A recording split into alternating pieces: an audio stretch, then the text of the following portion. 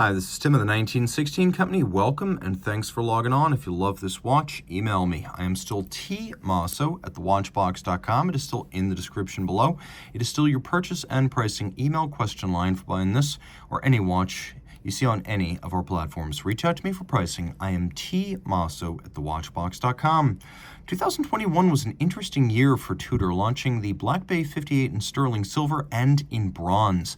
And that's exactly what we have right here. In bronze, this Black Bay 58 is and has been a boutique exclusive, so a little bit scarcer than some of the other models. And the reason I've revisited this previously reviewed reference is because this example demonstrates advanced patina, the most advanced that I have encountered. So I want to demonstrate what is possible within the scope of ownership and maintenance. Now, this is an aluminum intensive bronze that has developed a wonderful sort of burnished aesthetic. So we'll take a better look at that. But let's start with the basics. So 39 millimeters in diameter is much smaller than the original Black Bay bronze, which was 43 millimeters in diameter. It's 12.1 millimeters thick, which is competitive with Rolex, and 47.6 millimeters from end link to end link with a 20 millimeter spacing between the lugs. We'll pop open the clasp, throw the watch on my wrist. My wrist is 16 centimeters in circumference. The watch wears very easily. Super comfortable, flat enough to fit underneath the cuff. You can see down the barrel. Lugs are nowhere near the edge of my wrist on either side. I could recommend it for a wrist as small as 13.5 centimeters circumference. So the Black Bay 58 is viable for ladies who have oval wrists. Taking a look, we have the simulated rivet style bracelet, a nod to the era back in the middle of the 20th century, 50s and 60s, when Rolex and Tudor shared not just cases, but also Rolex manufactured bracelets, and some of those in period would have included rivet construction. Now you can see it's a very modern bracelet, in fact, as it uses screws to fix removable links. So with your jeweler's screwdriver, you will be able to remove these links and fine-tune the fit. Take a look. Inside we have ceramic spring-loaded pin snaps to maintain the snappy tolerance of the clamshell, since that material cannot aggress against the pin snaps and wear down the ceramic.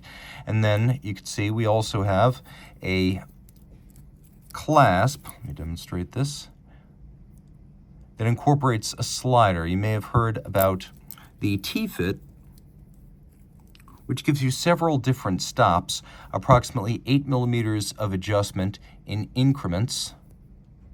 And so you simply pull it up to unlock it and slide it in and out. That's exactly how that works. We also have a single swing arm, also in bronze. And then when you close all of this, there's a little kerf where you can dig your nail in and open up the clamshell. Rolling around to the case itself, we also have another nod to that era of Tudor Rolex shared cases. Back when the bevels were present and executed by hand, you'd find them on both model lines, Tudor and Rolex Submariners. And so we have that little mechanical bevel here that's a nod to the era of the hand bevel.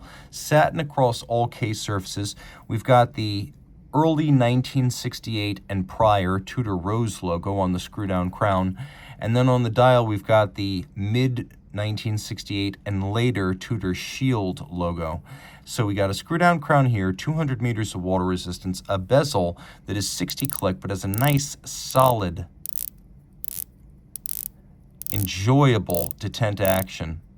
It's chunky, it's meaty. And then there's a micro knurling that actually grips better than larger knurling. It's easy to get your fingers dug into it. If your hands are wet, sweaty, or gloved, it's ideal if you do need to set the bezel under those circumstances.